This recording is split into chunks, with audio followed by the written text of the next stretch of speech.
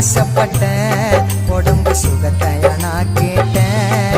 அடி என்கிட்ட இல்லாதத அவகிட்ட இன்னாடி நீ பார்த்த. நான் குடிக்கிற வழியில தான், அவன் கூட சுத்திர வெளியில தான். நான் இனிமே வரமாட்டேன், நீ போற வழியில தான்.